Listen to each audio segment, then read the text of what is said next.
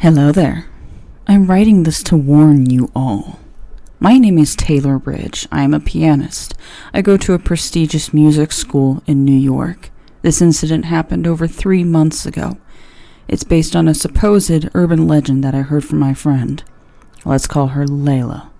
She told me that on a full moon, precisely at 3:15 a.m., when you press all of the black keys on the piano, you will open 2 portals to 2 dimensions. One dimension was a paradise, where you supposedly see your future self, and if you say these 3 words, "This will be," you will have a future filled with success and good fortune, and it will be a permanent effect for the rest of your life. You can also exit this dimension once you've said those words to your future self. The other dimension is one that you can't escape, but only in the first 30 seconds after you have entered. After those 30 seconds, you're permanently trapped inside that dimension. No, this is not a dimension where you have a sucky future. This dimension is the demonic dimension. If you're trapped, you will be one of the many victims of the demons. Also, if you don't enter one of the dimensions, you will end up releasing the demons from the demon dimension. But the thing about these 2 dimensions is that when the portals open, you can't tell which one is which. Both the dimensions were just plain white portals, never knowing where you'll end up. Of course, I just shrugged this off as a cheesy horror story in hopes to scare. It failed to. It made no sense. It's like, oh yeah, here's your future self, or you're trapped in this demonic dimension forever. Why would playing all of the black keys of the piano suddenly open up 2 portals to different dimensions? Or so I thought.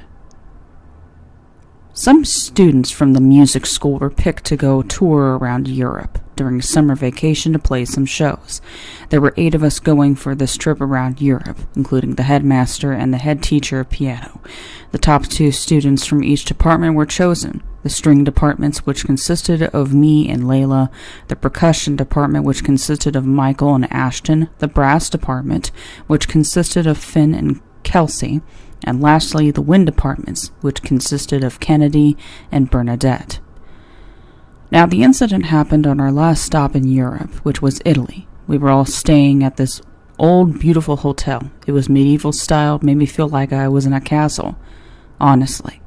It had a beautiful grand piano inside the ballroom. We had just finished playing our final show for the whole tour, so we decided to have a mini celebration for us students. Also to take advantage of the fact that we were of legal age to drink here in Italy, as the legal age was 18.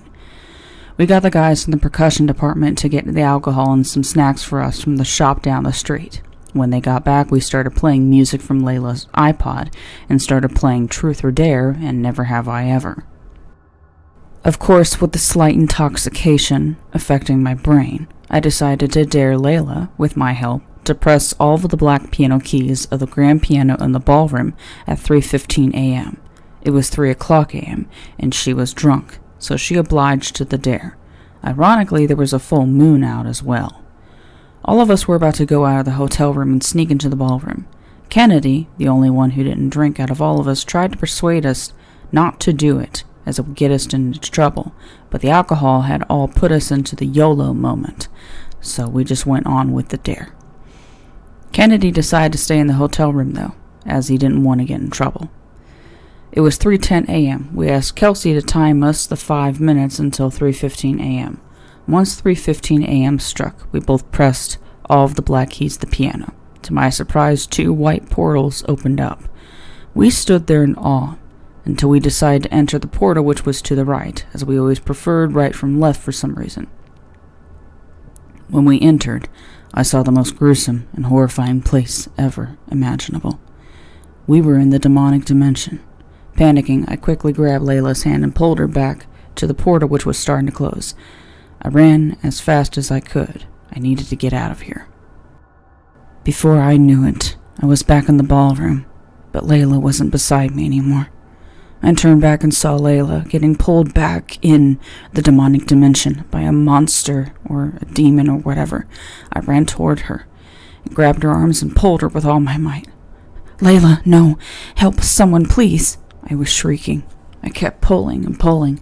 When I looked up, I saw the demon's face. I can never get out of my head. Its sinister gleam on its eyes and the unholy image of its face. I was pulling, and eventually, Layla fell into the space beside me and got out of the demon dimension. Just as the portal was about to close, the unholy face of the demon and the monstrous shriek when the portal disappeared will always stay in my mind. We both then hugged each other and started crying. We were both hysterical. Layla, are you okay? It's all over now. I managed to choke out in tears. She nodded in between cries. We decided to go back to the hotel room and go to sleep. We had to be up by 10 a.m. tomorrow. I was wondering why the ballroom was empty. Where did our friends go? When we got back to the hotel room, I checked the time. It was 4:20 a.m. What I had felt like the most gruesome minute of my life was actually an hour. I shook it off. Maybe we were so drunk that we imagined it, and our friends were tired and wanted to get some sleep, so they left us alone from the ballroom. Right?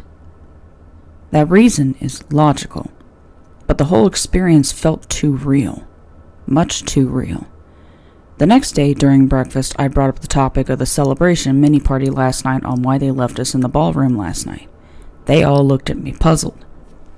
Remember, we wanted to celebrate our last show and we got Michael and Ashton to get the alcohol. We played Truth or Dare and Never Have I Ever. We all sneaked into the ballroom for Layla's dare. I said, questioning why they could not remember this. They were giving me looks as if I was crazy.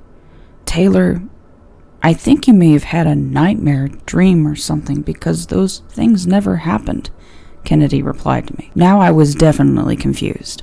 Everything felt too real. The party, the dares, everything. How come they don't remember? Yeah, a dream, I mumbled. Afterwards, we started packing our bags to catch our flight back to New York. We got back to New York and everything was fine until the next week came. The week after we got back from Italy, nightmares of the incident starting occurring. As the weeks passed, they got worse. From me and Layla barely escaping the demon's grasp, to eventually evolving into us not escaping and being trapped inside the demonic dimension. I asked Layla whether she was experiencing nightmares as well. We both knew what we experienced was real. No matter how much we ignore it, we will always know it was real. She told me that she hasn't had any nightmares and told me to let it go, that it was just our imaginations playing on us while we were drunk. The more time passed, the worse my mental health got. I started seeing inhuman dark figures before I would go to sleep at night. I started seeing demons from the corners of my bedroom.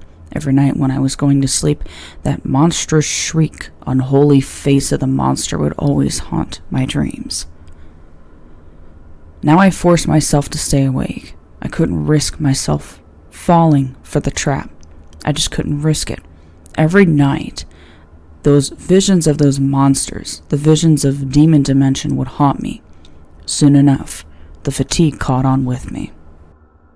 I fell asleep. The worst decision of my life. I had the most terrible, the most horrifying nightmare that ever existed.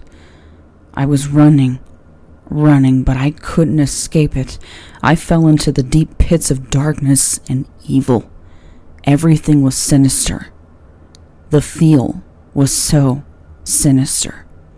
I woke up screaming. My parents rushed into the room. I was hysterically crying. Mom, I saw it. It was there. Mom, help me. I cried out in her arms. My parents started taking me to a psychologist. It was bullshit. He tried diagnosing me with a mental disorder as if I was crazy, but I'm not. You don't get it, Doc. They're everywhere. They're following me. I tried reasoning with him. No, they are not, Taylor. Whatever they are, you are mentally ill. No, I am not mentally ill. My little episode caused my psychiatrist to send me to a mental asylum. I was trapped inside with them. They were surrounding me in every corner, trapping me. I managed to escape. I needed to get out of there. I needed to go back home. I entered inside my house. It was empty. I saw a car pull over in the driveway. I ran down and greeted them downstairs. They didn't look happy to see me. They said they were going to have to take me back. No, I couldn't go back. It was hell being there. I looked into their eyes and I saw the darkness in them. No, the monsters have gotten to them. I have to save them. I ran to the kitchen and grabbed a knife. I'm giving you one last chance. Set my parents free. I screamed as I pointed the knife towards them, but they wouldn't leave. I'm sorry, Mom and Dad. I choked out. I killed them. I killed my parents. I stabbed them multiple times, and I stabbed their eyes out. Those demons needed to leave me alone. They had to leave forever, even if it means I have to lose my parents. I saved them. I saved them from the monsters. Now I have to save Layla. I texted Layla using my mom's phone saying that she should come visit as I have returned from the asylum and that I'm perfectly fine now. She agreed and said she will arrive in an hour. I hid my parents' bodies inside the closet.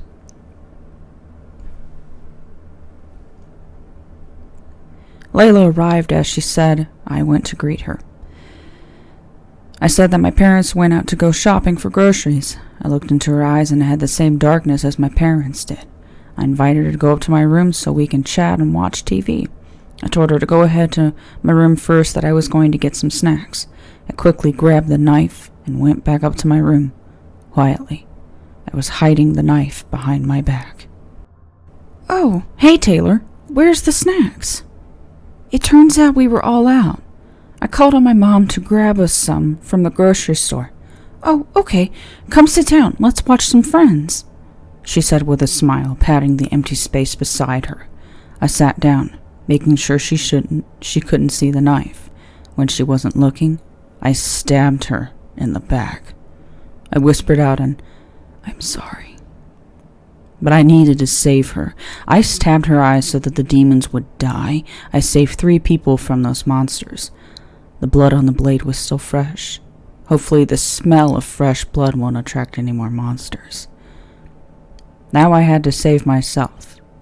Before I kill myself, I warn you, never ever try this. Never press all the black keys on the pianos at 3:15 a.m. on a full moon. Now I have to go. Just please, never try this. Your life will become a living hell. The monsters, the demons, they are all real. Don't press the black keys.